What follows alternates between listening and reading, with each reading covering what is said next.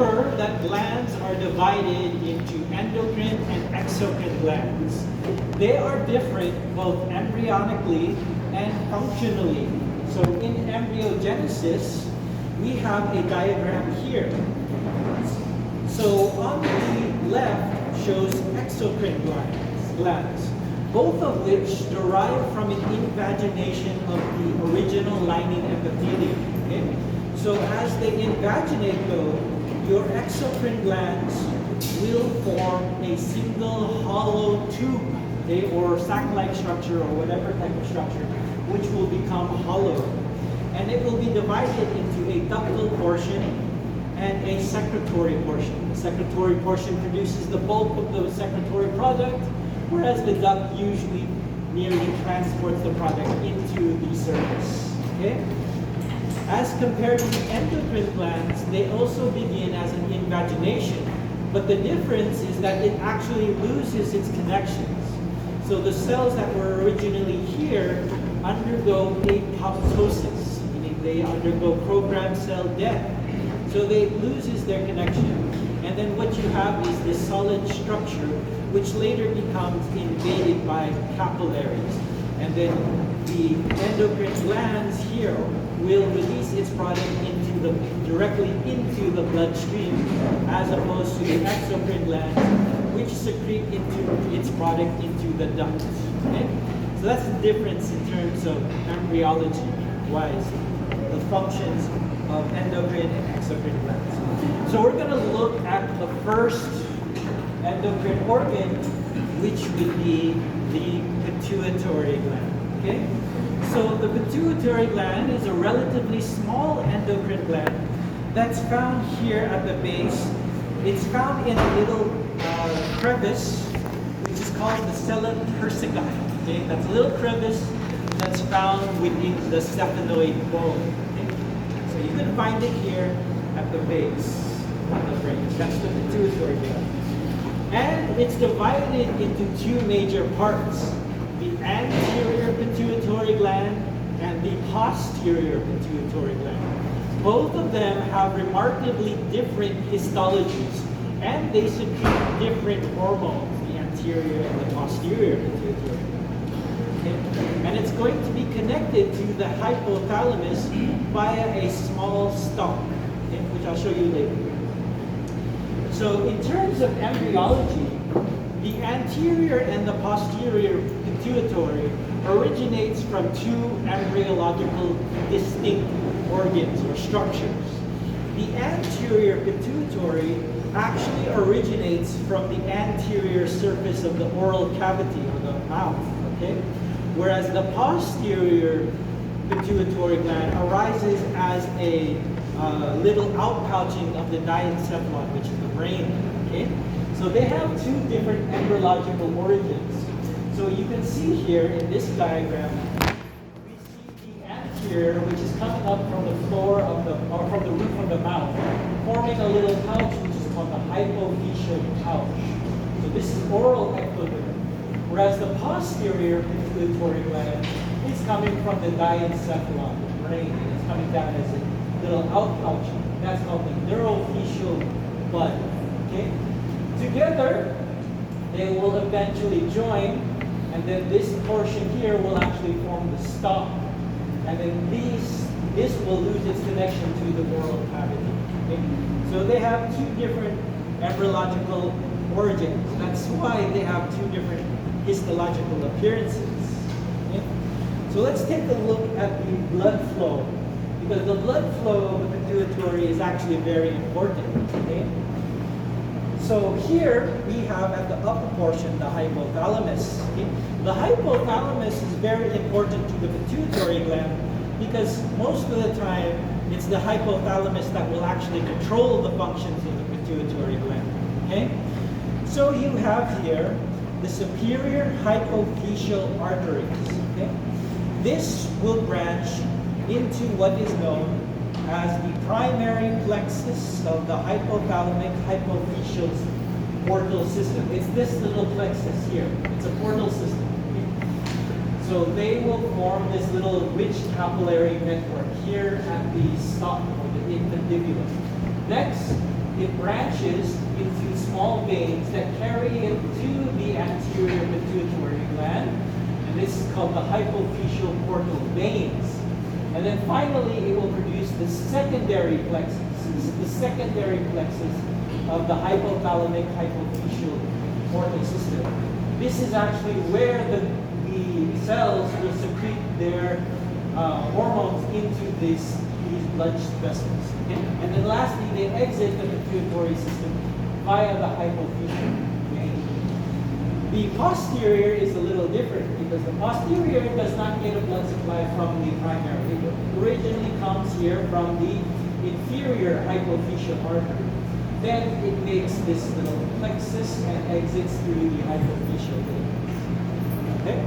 This is important because the hypothalamus will also release hormones that enter into this primary plexus and then enter and travel down the hypophyseal portal veins to reach the anterior pituitary gland. Okay? That's how it controls the hormone actions of that gland.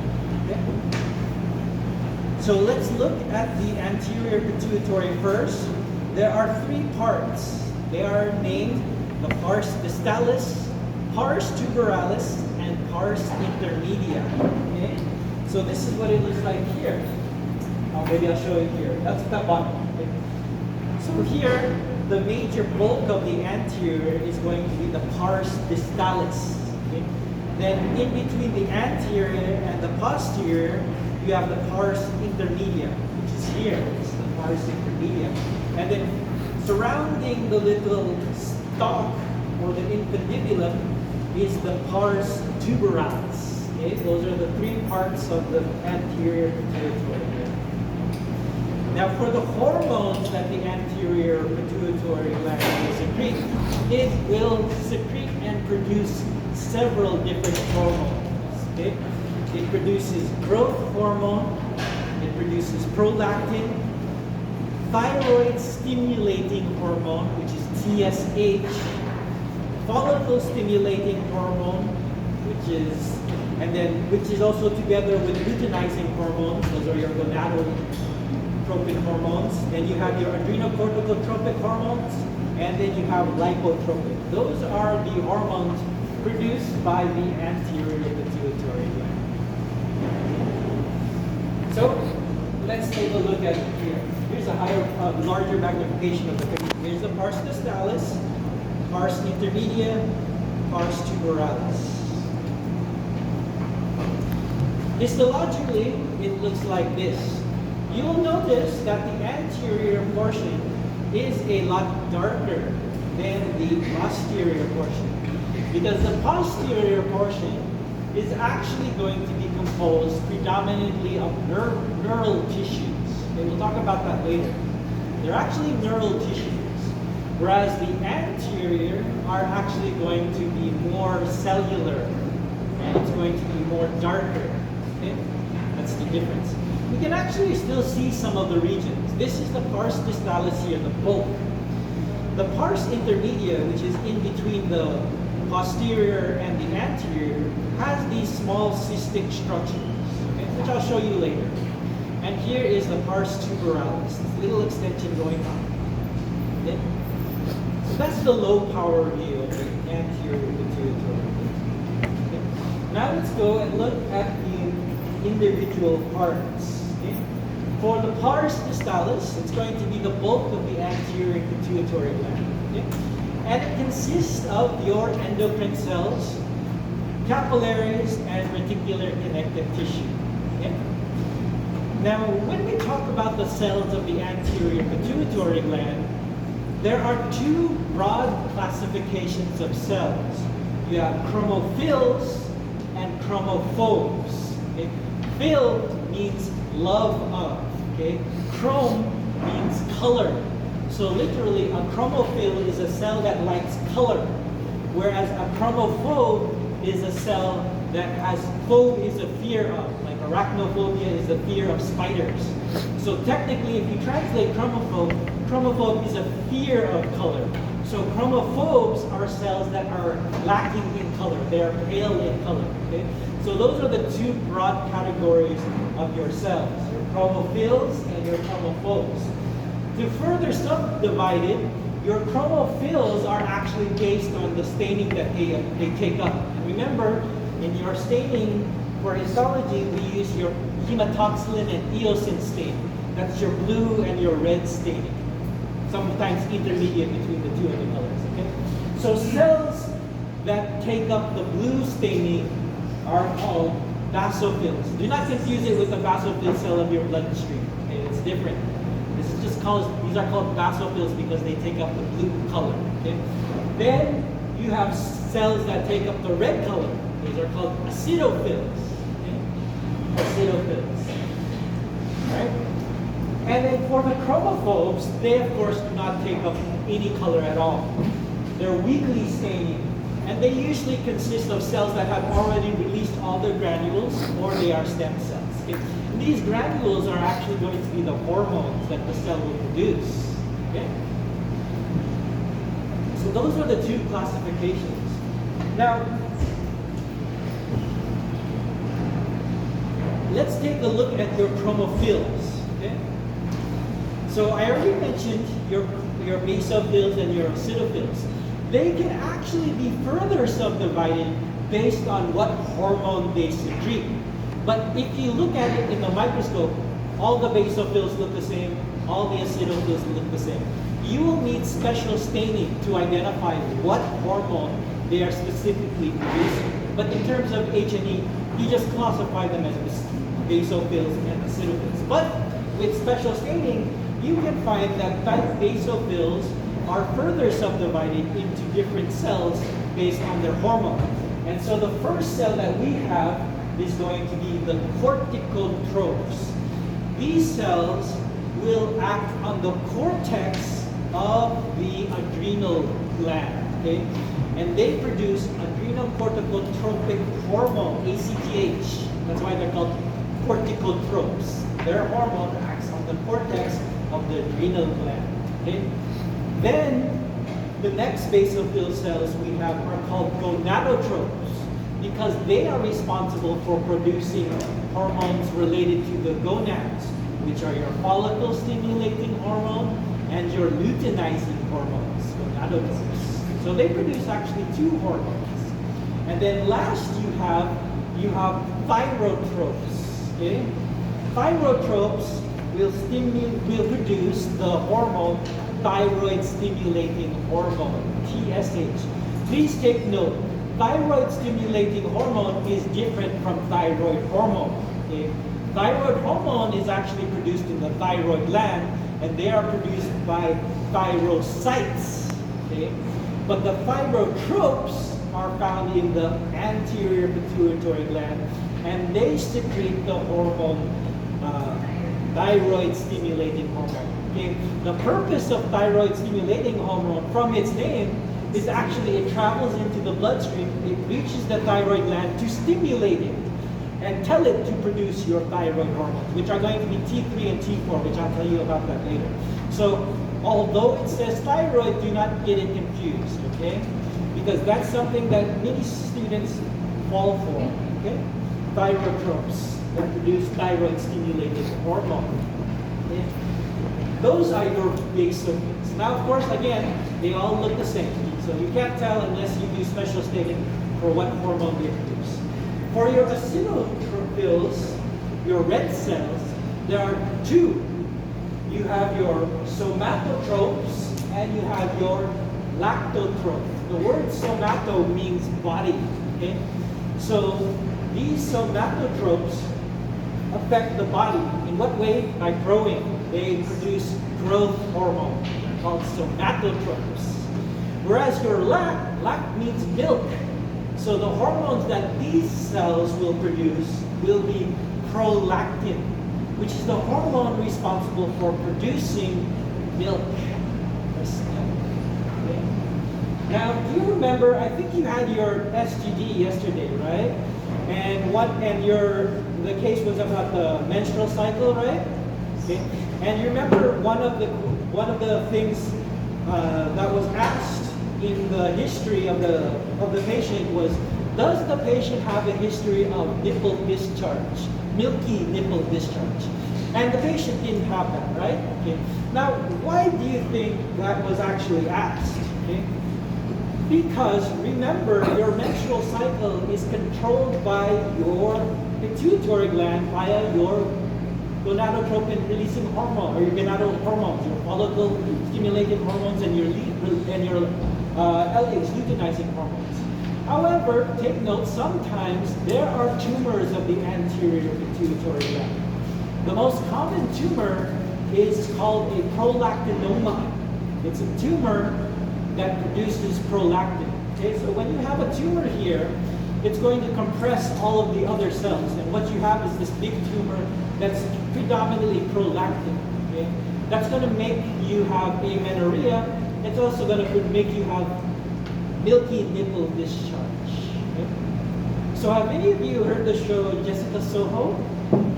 You know, there was a case of a male who had nipple discharge, milky nipple discharge. And the reason why, he had a prolactinoma. So this guy was able to express milk from his breast due to a prolactin secreting tumor. Okay? Anyways, so moving on, let's take a look at what it looks like in the histology. Okay? Now, okay, so the projector does not give it justice because it's a little off color based on my screen. Okay, but you'll notice here, this is the nucleus here. This dark structure is the nucleus, and you see the nucleolus. Look at the cytoplasm here. It's very pale. So this is your chromophobe. Okay? Now, I know you can't see it because for some reason the projector is off color. It's better discussion. No, it's the same. Okay, but actually it's really different on my slide. Here, this is the nucleus here, and then I know it doesn't look like it, but it's actually very red. Okay? It's actually very red in color. This is your acidophil. Okay? And then here, this is the nucleus, and then look at the cytoplasm. This is granular blue cytoplasm. That's your basophil. Okay?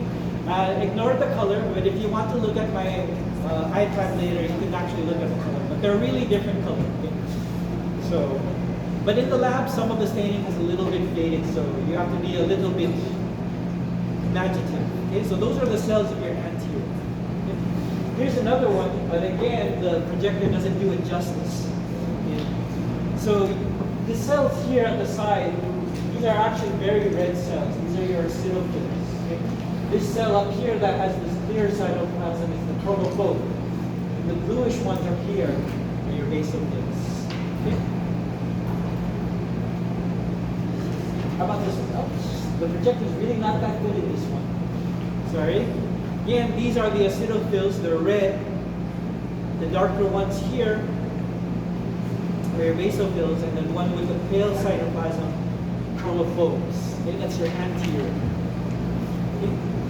And another, these are acidophils, very red. And these are your chromophobes and your basophils. Okay. So those are going to be the cells. Let's look now at the different hormones. Thank you very much. Yes. Let's look now at the cells and the hormones that they produce. Okay? So, looking here, we have your somatotrophs. Okay? What do somatotrophs produce? What hormone? Growth hormone. So, they produce your growth hormone, or GH for short. And of course, here are the functions. It stimulates growth. Next, you have your lactotrophs. Okay? They produce prolactin, which will promote milk secretion of the breast. Next, you have your gonadotrophs, okay? Which produce two hormones, your follicle stimulating hormone and your luteinizing hormone. You can see the functions here. So you can just read this table on your own, okay? Nothing have to go over it. Okay? Thyrotrophs produce thyroid stimulating hormone. Corticotropes, ACTH. Take note, the adrenal gland, it affects the cortex. The adrenal corticotropic hormone. Okay? So it affects the cortex of the adrenal gland. And there are three hormones of the adrenal cortex. You have aldosterone, cortisol, and your sex hormones. The ACTH has a main effect on cortisol and the sex hormones. It has a mild effect only on aldosterone. Okay? So not so much in aldosterone, which is still a cortical hormone, okay? But it's actually meant for cortisol and the sex hormones. Only little effect in aldosterone. Okay? Do you remember what's the main stimulus for aldosterone secretion? Do you remember? Not renin, because renin cleaves angiotensin II. So it's actually angiotensin II. Okay, it's 2. That's the main. Also potassium ions, that's the other one. But ACTH does have a mild effect on promoting the release of aldosterone, but it's not the main effect. It's for cortisol and other sex hormones. Now, sometimes, although it's not mentioned in your Kara, there are sometimes combination cells. Okay? The most common combination cells are called somatolactotropes. Okay? These cells produce growth hormone and prolactin. Okay? That's why there are sometimes pituitary tumors that can secrete more than one hormone. And the most common combination is prolactin and growth hormone. Okay? Those cells are called somatolactotropes. You don't need to know that, but when you go to general next year, just know there are cells like that. Okay. So those are the cell hormones. Okay, let's now look at the pars tuberalis. That's this little structure here that's going up and surrounding the stomach. Okay. Most of the cells here are going to be gonadotropes, okay, releasing your follicle-stimulating hormone and your luteinizing hormone. Okay. Still have the same histology. It's here, pars tuberalis. Okay. And here. The pars intermedia is a little unique in terms of histology because it's the part that's in between the pars distalis and the posterior, which is also called the pars nervosa. The unique feature of the pars intermedia is the presence of these small colloid-filled cysts. Okay? If you look at the cyst alone, you might mistake it for a thyroid gland. Okay? Because sometimes these cysts look like a thyroid follicle. But take note that surrounding this cyst are actually going to be your pseudophils, your chromophores, okay? Your basophils. Whereas in the thyroid, it's all cysts. Everything is cysts. You're not going to have a pseudophils and basophils and chromophores. And the corticotropes here will actually do something a little bit unique. Okay? It cleaves their final hormone into something called melanocyte-stimulating hormone. So it's a little unique because their corticotropes secrete a different hormone. So this is what it looks like. So if you were to go in high power and you only see this portion here, you might think it's a thyroid gland. But if you back up, you'll see that this is not a thyroid gland because you have a posterior here and the anterior here. Okay? This is the pars distalis. This is the posterior, this is the pars intermedia. Okay? That's the unique structure of the pars intermedia. Look for those colloid cysts. In adults, they tend to be small. Okay? In young children, they're quite prominent. In the lab, they are still quite prominent. Here it is. So this is pars intermedia, pars distalis, posterior pituitary. Right. So let's now talk about the control of the hormone secretions of the anterior. Okay? So the anterior pituitary gland is actually going to be controlled by the hypothalamus. It's the hypothalamus that will be telling the anterior pituitary gland to secrete its hormones. Okay? And it does this by releasing their own sets of hormones. Okay? These are called hypothalamic hormones. And these hypothalamic hormones are transported through the capillary system that I mentioned a while ago, the portal systems. Okay? So let's take a look at it. So here's the hypothalamus. So what's actually secreting the hormones are actually neurosecretory cells. Okay? okay? Neurosecretory cells. They're neurons that secrete products. Okay? And these products are releasing hormones. Okay? And they release their product into the portal system, the primary. And then remember, it goes down the veins and it will then reach the secondary where it can act on its target cells. So that's actually how the hypothalamus controls the anterior pituitary gland. It releases its product into the primary plexus, goes down, and then reaches its target cells. And when it reaches the target cells will release their hormones, and then it will then exit the bloodstream. Okay, or exit the pituitary gland. So for the hormones of the hypothalamus, almost all the hormones there act to stimulate the anterior pituitary gland. So the hormones of the anterior will be stimulated by the hypothalamus.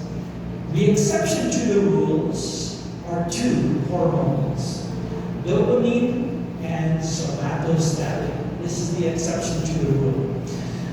Dopamine, when it's secreted by the hypothalamus and it enters the portal system to reach the anterior pituitary gland, its main role is to inhibit prolactin secretion. It's an inhibitory hormone. Okay? That's dopamine. Okay? So, what do you think will happen if the hypothalamus does not produce dopamine? What do you think will happen? It will. It's an inhibitory hormone. So what do you think will happen if you lose this inhibition? You will have breast milk development. Okay? So it's an inhibitory hormone. Okay? That could be another cause for lactorrhea. That's milkiness short, lactorrhea. Okay? The other inhibitory hormone is somatostatin. Okay? Somatostatin acts on your two cells, your thyrotropes and your somatotropes, therefore inhibiting the release of growth hormone and thyroid stimulating hormone. Okay? So we can actually give this summary of the hormones released by the hypothalamus. Okay? Let's take it one step at a time.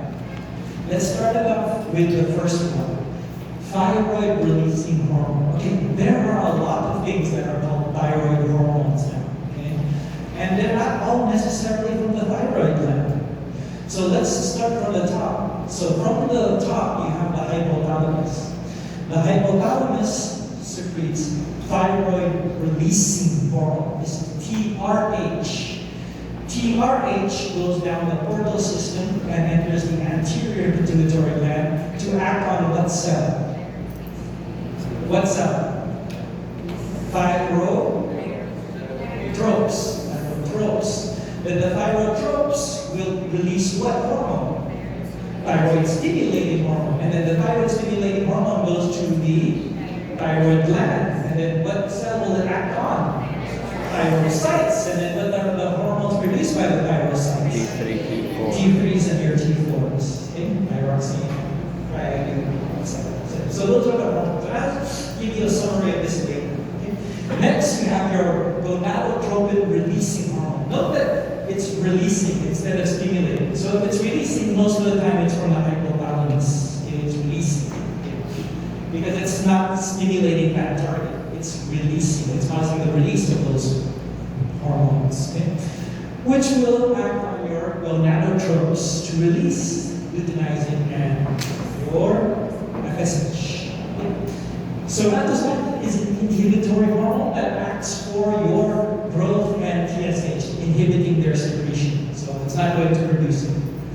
Okay? Then you have your growth hormone releasing hormone. Okay? Of course, from the name, it acts on your somato, okay?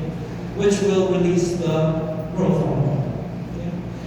Then dopamine, it acts on prolactin. Okay? It inhibits prolactin. That's your mammotropes. Okay? Then you have corticotropin releasing hormones, okay? which will stimulate your ACTH production. Okay? So those are the hormones of the hypothalamus. Okay? So how does these hormones act? How does it know when there's already enough hormones or when there's too much? The way that it actually tells when there's too much is via a system called negative feedback. Okay? So when too much of a hormone is produced, it sends a signal back to the source of the hormones, telling it that there's too much and then therefore turning it off. Okay? That's negative feedback. Right? So I have a very, very nice diagram of the entire hormones of the hypothalamus and the pituitary and their target hormones. Let's take a look at it. Let's start off with the left. So here we have corticotropin releasing hormone. This acts on the corticotrophic cells, which will produce ACTH. Okay? ACTH acts on the adrenal gland. Although it stimulates, its main function is to stimulate cortisol, but it will also release minor amounts of sex hormones and aldosterone. So, but its main effect is cortisol. When there's an elevated level of cortisol, this goes back to both the pituitary gland and the hypothalamus, giving it a negative feedback, meaning it's going to inhibit the release of RH and also the release here of ACTH. It acts on both organs to inhibit its production. Okay? That's negative feedback. And that prevents the body from having too much cortisol. Okay? Next, we have the thyroid gland. So we have thyroid releasing hormone. Okay? This will act on the anterior to release thyroid stimulating hormone. Thyroid stimulating hormone goes to the thyroid gland to produce your thyroid hormones, which are T3 and T4, which also have a negative feedback. The other negative feedback is also somatostatin for thyroid stimulating or for thyroid releasing hormone. Okay? Then for your growth hormones, or no, gonadotropic growth hormones, okay, you have gonadotropic releasing hormones. Goes to your anterior to produce LH, FSH, which goes to the gonads to produce your sex hormones, which also have a negative feedback. Okay? So that's the whole principle of negative feedback. Whenever there's too much of something, it inhibits its production. Okay? For growth hormone, you have GHRH goes to your anterior to release growth hormone. Okay? And that growth hormone goes through your body to do its effects. Insulin like growth factor 1 is a byproduct of growth hormone. Okay? You'll learn that a little bit later. That's for physio, not so much for histology, which has a negative feedback as well. Okay? The one that's a little different is your mammary, your prolactin, amatropes. It's always being inhibited by your dopamine.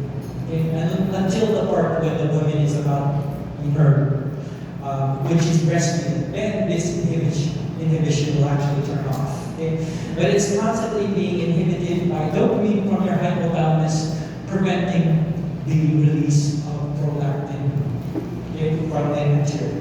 If you remove dopamine, the anterior will produce prolactin, therefore stimulating breast milk production.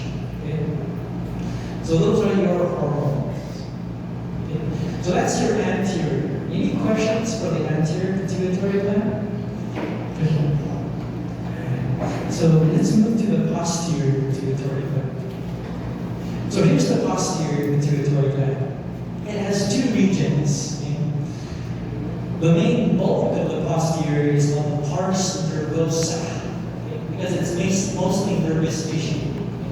There are basically axons and glial cells. And then you have the infundibular stalk, which is actually connecting to the hypothalamus. Okay?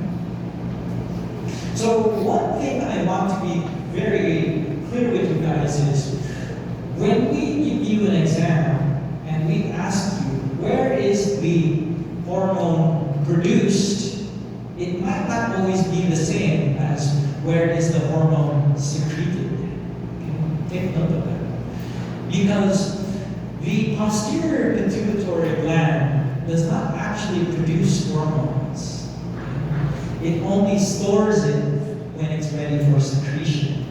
Because the actual hormones of the posterior pituitary gland, which are mainly what hormones? What hormones are secreted? Oxytocin and vasopressin, also known as ADH. Those two hormones are not produced by the posterior. They are secreted because where are they actually produced? In the hypothalamus. So when we ask you that on your exam questions, be very wary of that because it's different from where it's produced, where it's secreted. Now let's take a look at that. There are actually two regions in the hypothalamus which we call nuclei. Okay? Now, when we talk about nuclei in the central nervous system, it's different from a nuclei of the cell or nucleus of the cell. That's different. The nucleus of the cell is the one that houses the genetic information. When we talk about a nucleus in the central nervous system, it refers to a cluster of neurons. Okay? It refers to a cluster of neurons. So here we have two nuclei, which are two groups or two clusters of neurons. Okay? We have the periventricular nucleus and the supraoptic nucleus. These neurons, these nuclei, which have neurons, the nerve cells there are the ones that are actually producing the hormones. And for oxytocin, it's produced mainly in the periventricular nucleus of the hypothalamus. And for antidiuretic hormone, it's the supraoptic neurons. Okay? So it produces it, but then what happens? Where is it stored? It's actually stored in the posterior. So that means the hormones have to travel down their axons of the hormones that are produced by the cell bodies, which are up here, travel down the stalk where they're stored in the posterior pituitary gland and eventually secreted. They're actually stored in a structure called herring bodies, which you can actually see on histology sometimes. Okay? So be very wary during your exams when we say where is what hormone is produced, where is it secreted. Okay? They might not be the same. So let's take a look at what you see in the posterior. You'll notice that it's lighter in color because it's not quite as cellular. Because in your anterior, you have a lot of cells. You have your chromophores, you have your chromophils. Okay? But in your posterior, what you normally see are these little thread-like structures. Those thread-like structures are axons. Okay? Most of them are axons. And these cells here, most of the cells that you see are actually special glial cells. Do you know what glial cells are? Glial cells are the supporting cells of the nervous systems. They are not the ones that produce the electrical impulses. They're supporting cells. And there are a lot of glial cells in the nervous system. You have your Schwann cells, your oligodendrocytes, your astrocytes. You'll learn about that later. But these are special glial cells, which are called pituocytes. Because it's your pituitary gland. They're just modified glial cells. Question, what about the nerve cell bodies? Where are the nerve cell bodies? They are in the hypothalamus. What you're only seeing are the axons of these cells. The actual nerve cell bodies are up in the hypothalamus. They're going down and sending these axons. Now sometimes, at the ends of these axons, you have the axon pole, or the axon terminal. And here is where your hormones are actually being stored. Okay? In these little pink globular structures, which are called neuronal bodies, or you can call them herring bodies. You can call them herring bodies. These little pink globs that you see. That's actually where your oxytocin and your antidiuretic hormone are stored. Here's another one. See these little pink blobs? Okay, it's not very clear on the picture, but this little pink circle here, those are your herring bodies. Okay? Everything else are just neural fields, axons, and pituitary. Okay? And that's really it for the histology of the posterior. Again, here it is, the herring bodies. Sometimes the herring bodies are very difficult to see. Okay, so, right.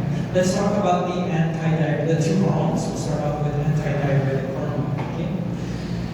So remember, the most potent stimulant for antidiuretic hormone is actually angiotensin 2. Okay? That originates from the cleavage of angiotensinogen to angiotensin 1, and angiotensin 1 to angiotensin 2 via ACE, okay, which you remember from your urinary system.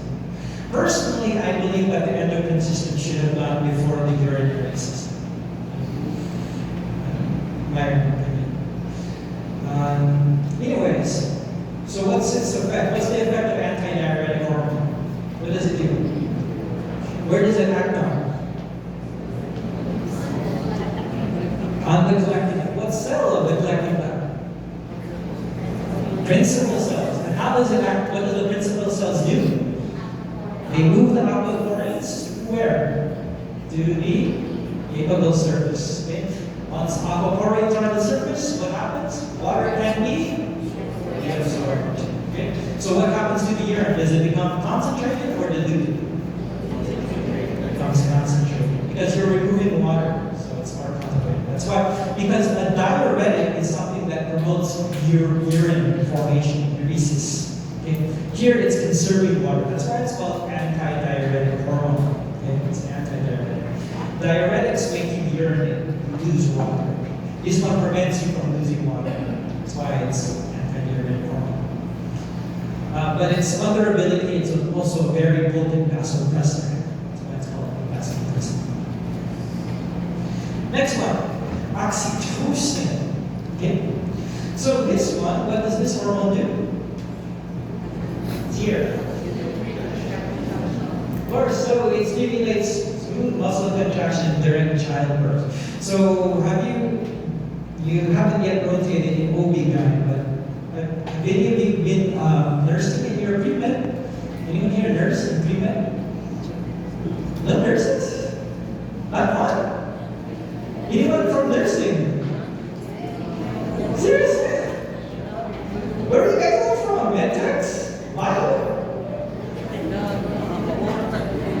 Okay, wow, I'm quite surprised there's no nursing students here. How about midwives? Any midwives? Oh, okay. Well, you know, sometimes when you're in the labor room and the mom's giving birth, what do we sometimes tell the interns to do? Nipple stimulation. It's not to arouse the patient though, that's going to be very unusual. The purpose of nipple stimulation is that triggers the release of oxytocin. Okay? Usually you ask the intern, or if the SO is allowed in the delivery, you do nipple stimulation, okay? The release of oxytocin. Okay? So aside from that, it's also prone to affect bonding behaviors. Okay? Bonding between mother, child, husband, wife, husband, whatever. Anyways, that's the posterior pituitary gland. Questions for that one? It's pretty easy compared to the anterior. Next, we have the adrenal gland, also called the suprarenal glands. Okay? So here it is, this yellow fatty-like tissues that's found on the top of the kidneys. Okay? It's divided into two major regions. You have an outer cortex and an inner medulla. Okay? And it's also surrounded by the capsule of Histo. I'm sorry, the projector is really not very giving it justice. It's much better on my pad. Well, anyways, the cortex and the medulla, they secrete different hormones, and they actually have different histological patterns. Okay? The medulla is actually actually nervous tissue. Okay? It's neurons, similar to the posterior pituitary gland. Okay? The cortex is again more glandular. Okay? And the cortex is further subdivided into 3 regions. And you have to know these regions in order. So let's start from outward to inward. The outermost portion of the adrenal gland is a capsule made of dense, irregular, collagenous connective tissue. The first layer immediately beneath the capsule is called the zona glomerulosa. It's called a glomerulosa because the cells here are forming these brown structures which kind of resemble a glomerulus of a kidney, hence its name, zona glomerulosa. But they're not real glomerulus, they're just ovoid clusters of cells. Okay? That's why it's called that. The next layer, which is supposed to be the bulk of the layer, are composed of these columns of cells. So they're not clusters, they're kind of 2 parallel columns. They're usually 1 or 2 cell layers thick, and they're going down, they're producing the layers. And this layer usually has lighter staining because they have a lot of lipid droplets. These lipid droplets are needed to produce the hormones that they will produce. And then the innermost layer is a layer of this network of dark cells. It's a reticulum, that's why it's called reticularis layer. It's a network, reticulum. Okay? That's called the reticularis. Okay? So those are the 3 layers of the cortex. So the acronym, the way to remember it is GFR. Okay? GFR. Glomerulosa, fasciculata, reticularis. Well, to be specific, it's zona in front of it. Zona glomerulosa, zona fasciculata, zona reticularis. Zona just means layer. Okay? Zona just layer. If you want, don't shortcut it for your example. You have to include zona. Okay? It's the whole name. Okay? And then the medulla is just the medulla. Okay? So let's take a look at the histology. Okay? Starting off with the zona glomerulosa. Zona glomerulosa. So this is the one immediately underneath the capsule. Okay? There is a cluster of cells, and the main hormone that it produces is going to be aldosterone. This is where your aldosterone is going to be secreted. Okay? Both secreted and produced. It's secreted and produced here. Okay? What is the most potent stimulant for aldosterone? It's again angiotensin 2. Angiotensin 2 has a lot of effects on the body. Okay? But aside from that, you can also have increased levels of potassium that can also give you a release of aldosterone. Okay? But the main is actually going to be 2. ACH has a minor effect. Okay? It does a little effect, but that's not the main effect of ACTH. So it has only minor effects. So here it is. Here's the capsule. And I don't know if you can see it clearly, but you'll notice that the cells here are forming these round structures. There. Like a glomerulus, but it's not a real glomerulus. That's the zona. Whereas the fasciculata, pale cells that are kind of forming columns. Pale cells forming columns. Next. The fasciculata, which is the bulk of the cortex, it's 65 to 80%. Okay? So these cells contain abundant lipid droplets because lipid is what is used to create the hormones. Okay? So these lipid droplets, remember, lipids do not stain well with HB, so they appear as these little pale bubbles. Okay? So the main component that this fasciculata will produce are actually your steroids. And the most prominent is going to be cortisol. Okay? To a minor extent, it also produces minor sex hormones as well. But the main bulk is going to be cortisol. Okay? Cortisol is very important for carbohydrate metabolism, which we'll talk about later. The main stimulus is ACTH. Here it is. See these little columns of cells? And they're very pale. Okay, well, everything is pale. But I promise, there really are a lot. This is supposed to be red. This is supposed to be red, and this is also supposed to be red. You can really see it better in the lab. Okay? The projector is just not doing it justice. Okay? Yeah, this one's better. You can see it's pale here. This one's a little bit better. Really pale. Here's the reticularis. Sometimes the way it's cut, it looks like the reticularis is bigger, but it really just depends on how you cut it. Okay. Here's the medulla. This is the medulla. You'll notice there has a lot of blood vessels here in the medulla. Okay. This one is a little bit better. You can see the lipid droplets. It's like these little white bubbles. Okay. So that's the medulla. Next, the innermost layer of the cortex is the zona reticularis, because the cells here are forming a reticulum, kind of forming a network. Okay? So the main hormone that they produce are going to be sex hormones, the most prominent of which is DHEA, okay, which is actually an androgen. Okay? So these hormones are produced in both sexes. So females also are producing this DHEA, which is an androgen. So the purpose of these androgen in females is actually it promotes pubic hair development and is also a function for their sex drive as well. Okay? So that's why women also need a little bit of androgens. Not as much as males, but just a little. Most potent stimulant for its release, again, ACTH. Okay? ACTH. Here it is, this inner layer. Glomerulosa, fasciculata, reticularis, medulla. Sometimes in this layer you find lipofuscin pigment, which is not showing up there. Okay, so this is the layer that sometimes has lipofuscin pigment. Sometimes, well, there it is. Okay. So to review, GFR for the cortex, and then you have the medulla. Now, I actually have a way of memorizing the hormones. Okay? So the acronym for the layers is GFR, right? Glomerulosa, fasciculata, reticularis. For the hormones, the way I memorize it is the same. The deeper you go, the better it gets. Why? Because on the surface you have salt, aldosterone. As you go deeper, you have sugar, carbohydrates. And at the deepest points, you have sex, your sex hormones. So that's how you memorize it. GFR, and the deeper you go, the better it gets. Salt, sugar, sex. So that's how you memorize it.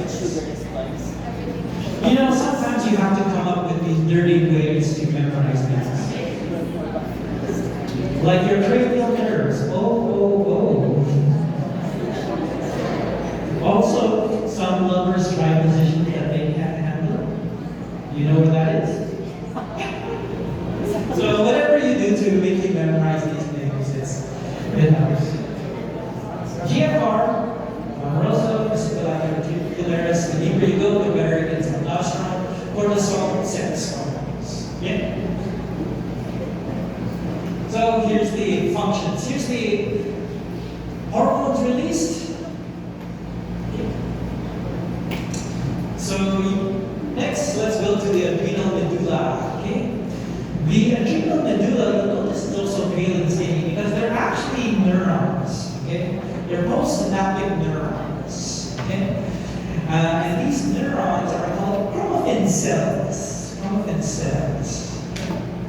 And the main hormones that they produce are your epinephrine and norepinephrine. That's your flight and flight hormone. Flight or flight? Fight or flight hormone. Yeah, there you go. Either you're going to stay in fight or you're going to run away. So this is the reason why, when there's a fire, people can carry their refrigerator. So yeah, that's what they're always saying. Because you get an unbelievable amount of strength when you're like stressed out. Okay? The purpose of this is to respond to various stimuli, to run away or to fight and hold your ground. Okay? So it's here. It's the middlemost layer. It's usually characterized by a lot of blood vessels, larger blood vessels. The cortex has only small capillaries, okay? And it's also lighter and staining. So these are the chromatin cells. So you'll notice they surround these capillaries. Okay? Those are it. Okay. fair for you, I'll just make it in low power. So I'll show it to you like this, and then point the arrow here, and you can easily tell the different layers. It's hard if I just go to high power to say, hey, what's this? So I'll be fair and show it to you in low power, so you can see the different layers, and you can tell that we're looking at it in real time, because you can see the cortex.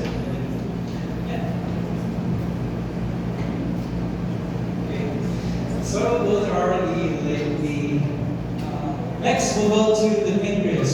So remember that the pancreas is both an endocrine and an exocrine gland. So what's the endocrine portion of the pancreas composed of? It is the islets of Langerhans. Correct. So we're just going to focus on that because the bulk of the pancreas is actually exocrine, which are your acinar glands.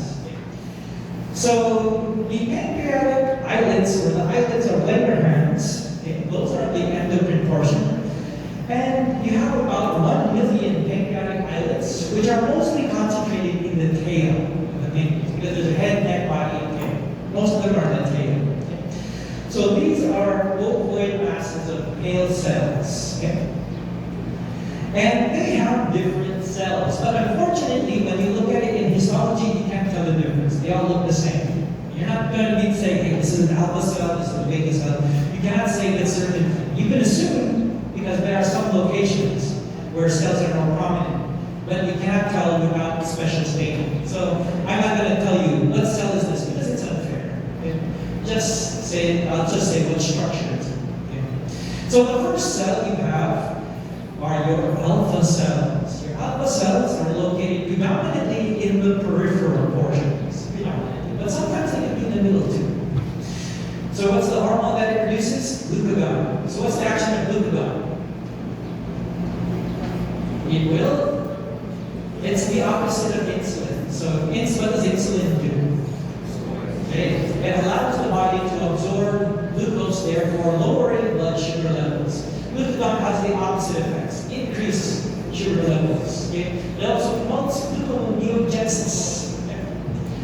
Beta cells, these are the more common cells that everyone's talking about because they produce insulin. Okay.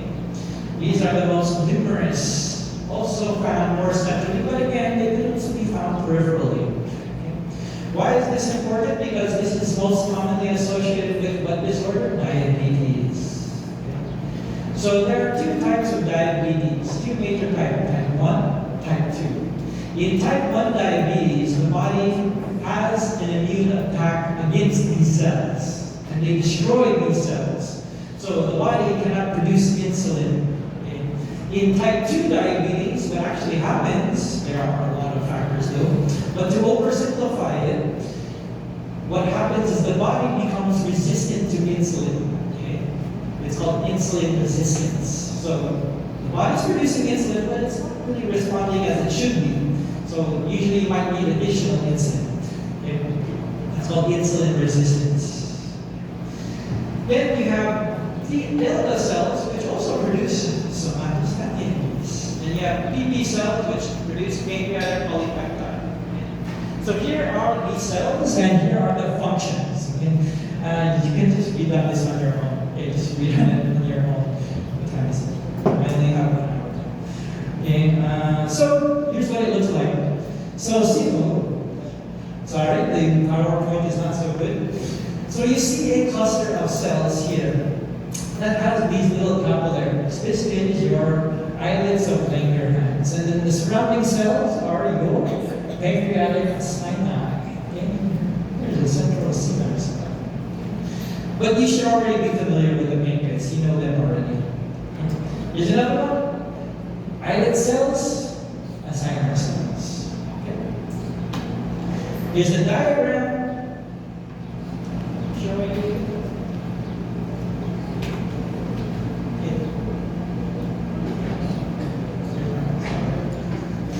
Next, we'll go to the thyroid gland. Okay?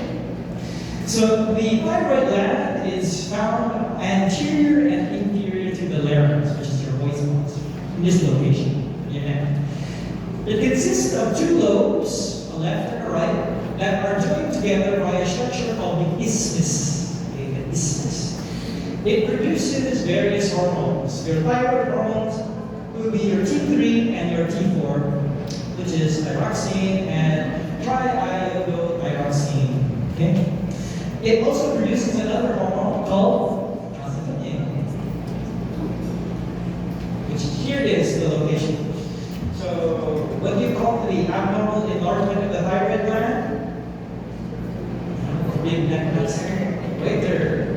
You can see that sometimes. It's actually common here in the Philippines to see these big goiters. Okay. So, in terms of histology, it's got a unique histology. Okay. It consists of these round structures, which are called follicles. These follicles are lined by simple cuboidal to simple squamous epithelium, and those cells are called thyrocytes. Different from your thyrotropes, remember, they're different cells, different locations, and they're different hormones that they produce. Your thyrocytes are producing your thyroid hormones. Okay? The thing that's unique about thyroid hormone is most of the time the hormones like your oxytocin, your other hormones, they're stored within the cell. But thyroid hormone is different because it's not actually stored in the cell. It's stored inside the colloid, which is actually outside the cell. And that's why the thyroid gland can store hormones that can last for several months. Okay? So the thyroid gland can produce a lot of thyroid hormones which are just going to be stored until they're needed. Okay? And they're stored in that pink colloid-like structure that you see in histology. Okay?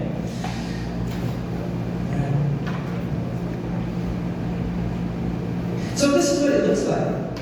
So this here is a single thyroid follicle. These cells that are lining the thyroid follicle are your thyrocytes. Some textbooks call them follicular cells, but I just prefer the term thyrocytes. It's easier. Thyrocytes. Now, there's also another cell here. Sometimes near the thyroid, you see this, or near the thyroid follicle, you see this little pale cell here. Yes, it's very pale. Overly pale. You see this pale cell. That pale cell is actually the C cells. It's the C cells that produce calcitonin. Okay? So those are the cells. So let's briefly talk about how thyroid hormone is produced. Okay? You need two things for thyroid to produce. You need the globulin portion and then you need the iodine portion. And then they'll combine to form your thyroids. Okay? So the globulin portion or the proteinaceous portion is called thyroglobulin. Okay? Thyroglobulin. Thyroglobulin is made by the rough endoplasmic reticulum and then modified by the Golgi body and released via exocytosis into the lumen here. It's released into the lumen. Okay? So that's the first part, thyroglobulin. Okay? So it's just produced by the rough endoplasmic reticulum, sent to the Golgi body, then released via exocytosis. That's thyroglobulin. The other part is a little bit more complicated. Okay? The other part needs iodine. Okay? That's why if you have iodine deficiency, you tend to have thyroid hormone problems. That's why nowadays salt is added with iodine. Okay? Because back in the days, people didn't get enough iodine. So when you had deficiency in iodine, you didn't have enough thyroid hormone production. And mothers that were pregnant tend to have children that had birth defects, mental disability, pretinism is what we call it, hypothyroidism. So, but with the advent of iodination of the salt, we have to reduce that cost. Okay? So first off, how does it happen? First, you have iodine. Okay? Iodine is taken up by the base of the cell, okay? the portion facing the basement membrane, where all the capillaries are. Okay? It's taken up by a symport. Okay? Remember what symport? Two substances going in the same direction. Okay? So it's a sodium and iodide transymport. So they take up iodine and sodium together. They go into the cell. Okay? At the basolateral surface, okay? Where the cell is attached to the basement membrane. Okay? Then the iodine is then taken up to the apical surface. Okay? And you have a different transporter pump. You have an iodide chloride transporter. Okay? And then it releases the iodine into the colloid. Okay? And then the iodide is then oxidized to iodine by another enzyme called thyroid peroxidase. Okay? Thyroid peroxidase. Because you need iodine, not iodine. They're different molecular charges. Okay? So the thyroid peroxidase makes iodide into iodine. Okay? And it's released also, it's found near the apical membrane. Okay? And then what happens is you have tyrosyl residues. These tyrosyl residues are originally found on the thyroglobulin. And the iodine attaches to the tyrosyl residues. Depending on the number of iodine, you get either a monoiodine tyrosin or you get a diiodine tyrosin. If you have a mono, meaning you have one tyrosyl with one iodine molecule. That's mono. If you have a diiodine, that means you have two iodine molecules attached to one tyrosyl residue. Okay? That's why you get mono and di. Okay? So that's the one and that's two. But remember, what's thyroid hormone? It's 3 and 4. Okay? So how do we get 3 and 4? You actually combine the 1 and 2 or 2 and 2. Okay? That's how you get it. So that gives you, if you add the 1 plus 2, you get the T3. If you add the 2 and 2, you get T4. That's how you get those T3 and T4s. Basic math. So how do we, here it is. The formation of your first one, your T3, you get 2 iodine tyrosines, okay? You have to combine a mono with a di. Then to get a T4, you can combine 2 di, you get 4. Okay?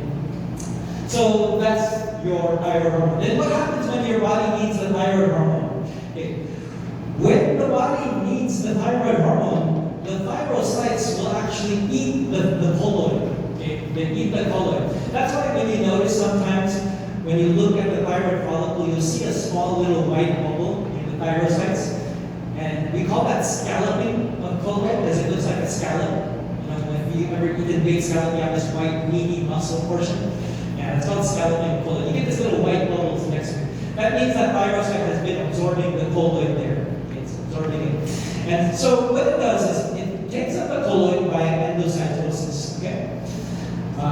Takes it up by endocytosis, and then it will combine with lysosomes to break down the thyroglobulin, releasing its T3 and T4. It breaks it down into the individual T3s and T4. Because in a globulin, they're all together. All the T3s, all the T4s, they're in a chain. But then you need to break them down so you get each individual hormone. Okay? So that's what it is. So let's take a look at the picture. Okay? So here's the picture. So for your thyroglobulin that has your tyrosyl residues, it's produced by the rough endoplasmic reticulum, goes to the Golgi body, and then it's released into the colloid or into the lumen. Okay? That's your thyroglobulin. For your iodide, it's taken up by the iodide symporter. It's sodium at the base here. This is the base. This is the iodide sodium symporter. Okay? It's a sodium. It's here 11. Then towards the apex, it's going to be activated by thyroid peroxidase, become iodine, and then released into the colloid as well, where they will form these residues, T3s, T1s, and T2s. Okay?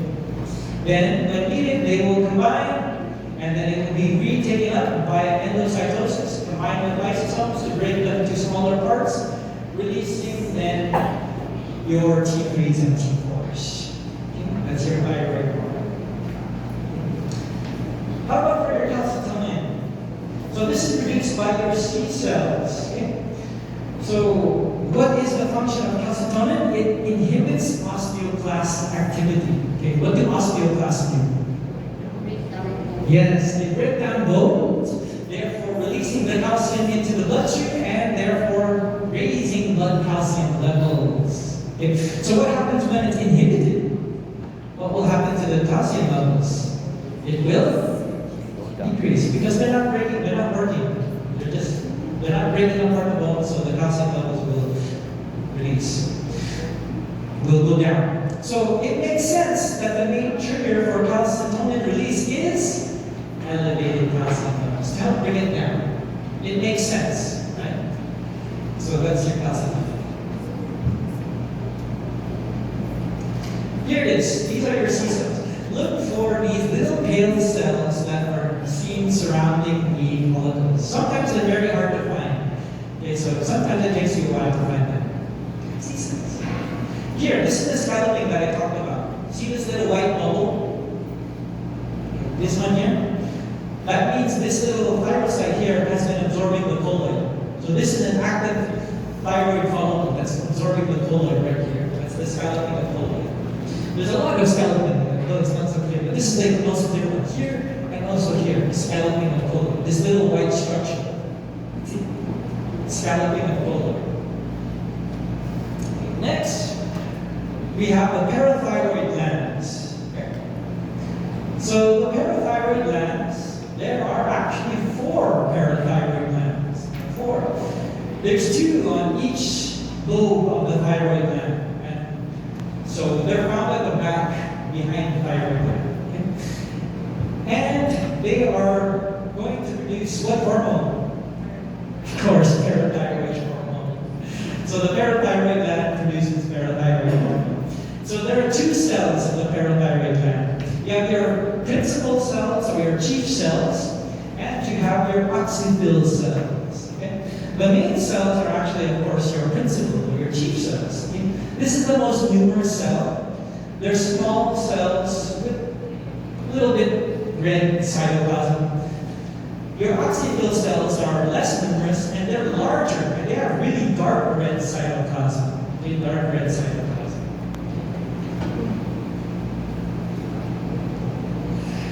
The oxyphils usually represent cells that are kind of already old and they've already excreted their hormones.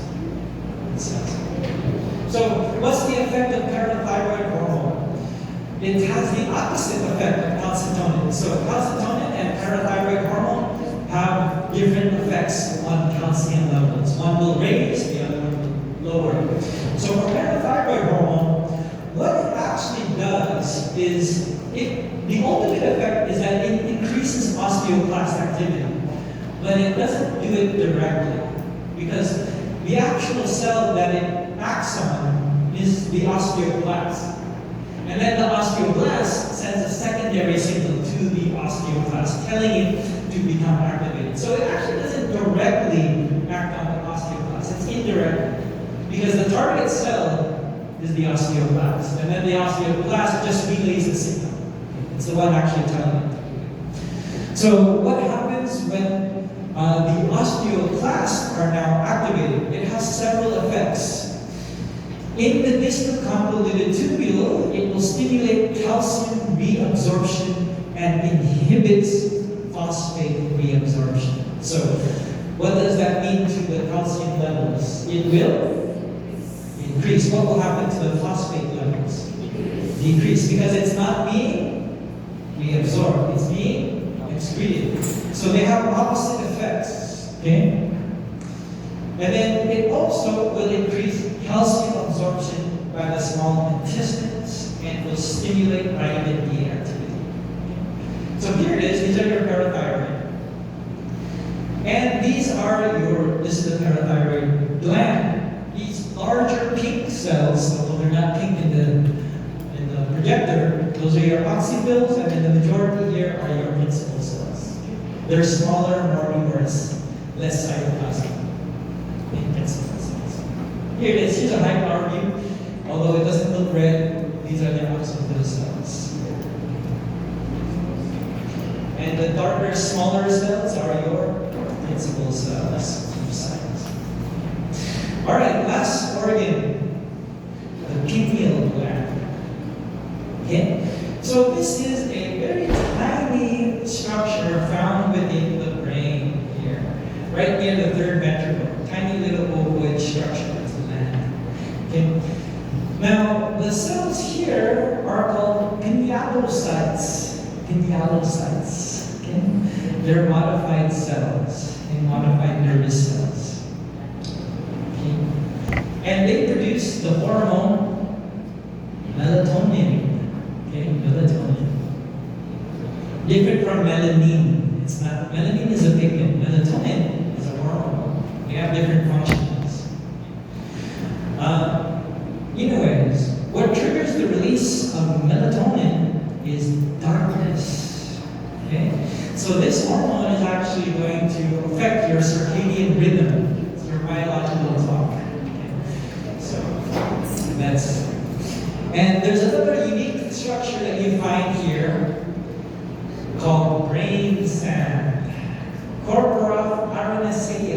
Different from corpora amylosea. Amylosea is in the prostate. Okay, don't get them confused. Aromaticea is brain cell. Okay, so this is what it looks like. You see a lot of these glial cells. These are your granulocytes, and you see these little calcified, stony-like structures. Okay? I think the slides in the laboratory, they don't have very many, so sometimes they're hard to find. But if you see them, that's the very characteristic feature, the brain cell, corpora aromaticea. Okay? Here's what it looks like. These are all granulocytes. Here's your brain cell. Brain cell doesn't do anything actually. Just they tend to be more prominent when you get older. So here is a summary of all of the hormones and their functions and the cells and locations. Okay, you can read them in Ontario. Okay. So that will conclude our lecture for today. Are there any questions? Questions? Okay. So I will see batch Q Boyle in the laboratory by 10 o'clock. Okay. Thank you.